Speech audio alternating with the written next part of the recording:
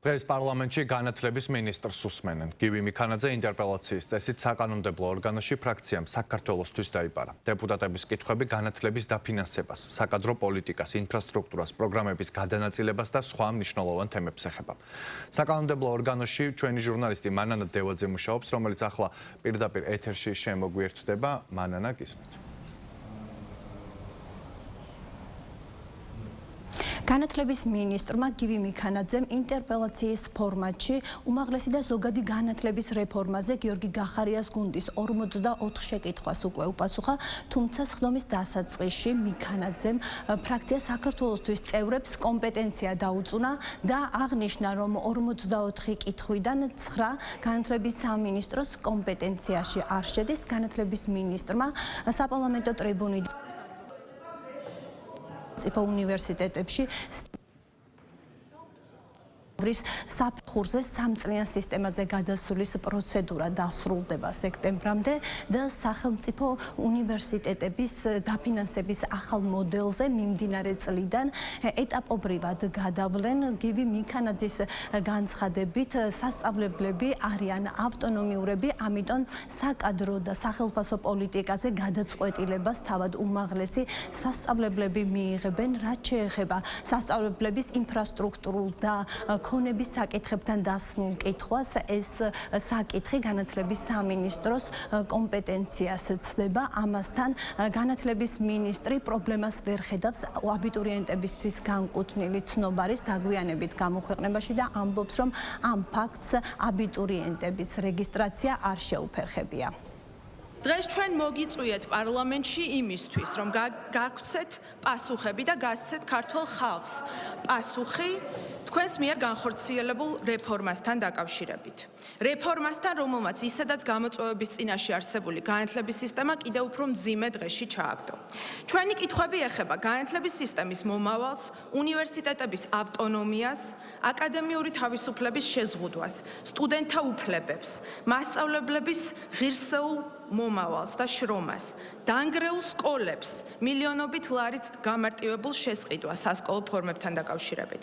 ერთი სახელმწიფოების პოლიტიკას. ამ ადამიანების ინტერესი დღეს რეალურად ეს რეფორმა არ არის. იმიტომ რომ ამ რეფორმის არსი არც იციან, არც გაეგებათ და თვითონ ის შეკითხვები, რაც არის წარმოდგენილი და ეს ხომ საჯაროა, საზოგადოება შეუძლია თავისუფლად გაეცნოს, ცალსახად მიუთითებს იმაზე, რომ უმეტესობა ეს შეკითხვები არის აბსოლუტურად კომპეტენციის მიღმა. სახელმწიფო უნივერსიტეტები დაფინანსდებიან ორი ძირითადი წყაროდან.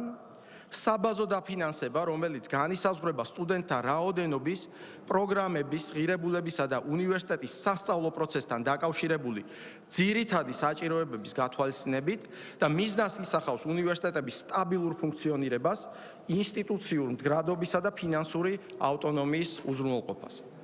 ასევე მეორე მიმართულება არის შესრულებაზე დაფუძნებული დაფინანსება, რომელიც საერთაშორისო პრაქტიკაში ცნობილია performance-based funding-ის სახელით, რომელიც ეტაპობრივად ამოქმედდება და დაკავშირებული იქნება უნივერსიტეტების მიერ კონკრეტული შედეგების მიღწევასთან.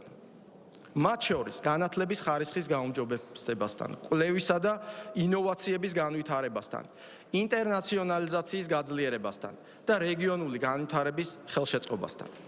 აღნიშნული მოდელი ქმნის საფუძველს, რომ სახელმწიფო დაფინანსება მიმართული იყოს არა მხოლოდ უმაღლესი განათლების ხელმისაწვდომობის ზრდისკენ, არამედ განათლების ხარისხის გაუმჯობესების, კვლევითი პოტენციალის გაძლიერებისა და უნივერსიტეტების გრძელვადიანი ინსტიტუციური განვითარების უზრუნველსაყოფად. პარლამენტის სხდომაზე არაერთხელ იყო ხმაური და სიტყვიერი დაპირისპირება. გიორგი გახარიას გუნდი მიიჩნევს, რომ რეფორმამ, რომელსაც ატარებს განათლების სამინისტრო, შედეგი ვერ გამოიღო და განათლების სისტემა უფრო ცუდ მდგომარეობაში ჩააგდო.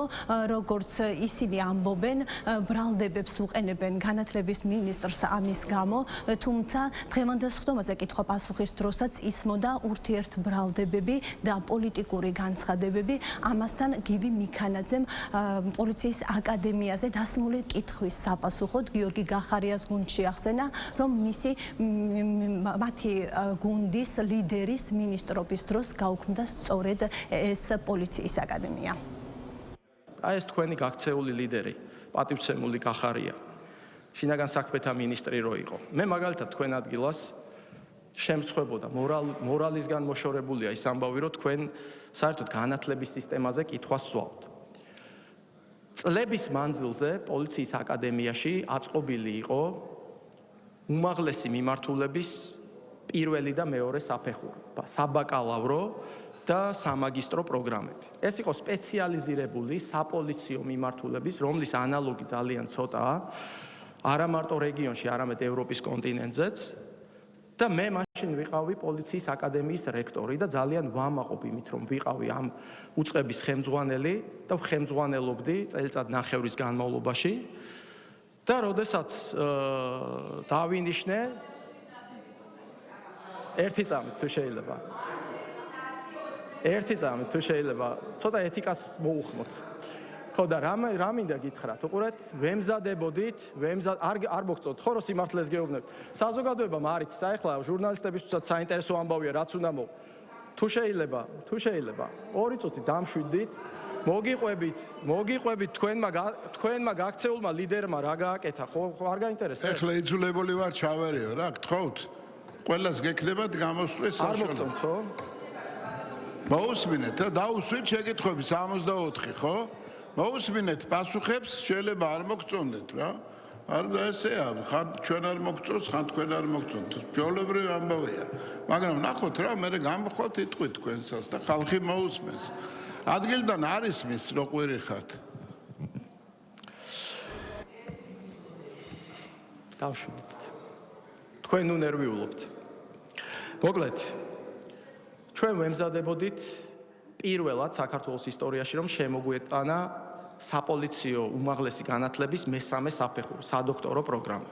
ამისთვის ჟურნალიც დავაფუძნეთ პოლიციის აკადემიაში, სამეცნიერო კვლევით საქმიანობას ვეწეოდით, არაერთი საერთაშორისო კონფერენცია, სიმპოზიუმი ჩავატარეთ, რომელიც აუცილებელი არის შესაბამისი პროცედურების გასავლელად.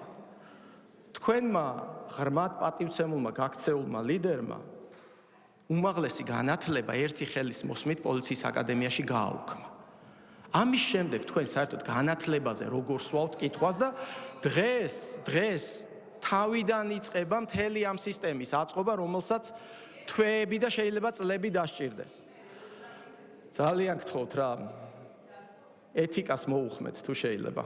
და დამშვიდდით, თქვენ რო გეკდებათ კითხვის დრო, მე მეკითხეთ რაც გქნება. ქრისტიანული მორალი მავალებს დავირწმუნო, რომ ადამიანი შეიძლება გამოსწორდეს, მაგრამ ეს თქვენი შემთხვევა არ არის.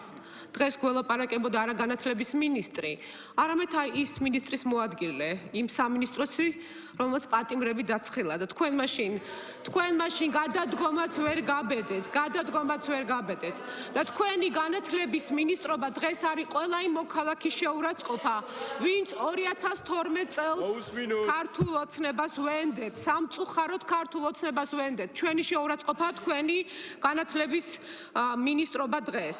იგივე ესთეტიკა, იგივე პათეტიკა, იგივე უტიფრობა, რაც ნაცმოძრაობას ახასიათებდა, არ შეცვლილ ხართ. ამიტომ ფასადური, გასაგებია, ფასადური დამოკიდებულება თქვენი. რა თქმა უნდა, ფასადურად თქვენ გონიათ, რომ ფორმები ამ უთანასწორობას შეცვლის, მაგრამ მშიერი ბავშვი რომ ზის სკოლაში, ეს თქვენ არ გაღელვებთ. თქვენ ვის ნაცნობაზე ლაპარაკობთ? სად იყავით ერთი წელი? რატომ არ შემობძანდით პარლამენტში? მე ვიცი, სადაც იყავით. თქვენ იყავით შეყუჟული შალვას ფანჩატურში, სხვა ნაცებთან ერთად, ასე რომ ძალიან უტიფარ განცხადებებთან დაკავშირებით ცოტა თავი შეიკავეთ და მინდა გითხრათ ასევე იმასთან დაკავშირებით, რომ თქვენი პოლიტიკური ჯგუფი, ეგრეთ წოდებული არის ის პოლიტიკური ჯგუფი, რომელიც ნაცებთან იყო კოალიციაში. თქვენ გამოყვათ საშემოდგომო განათლების რეფორმის ვერ გაგებასთან დაკავშირებით. აი ეს არის სიმართლე.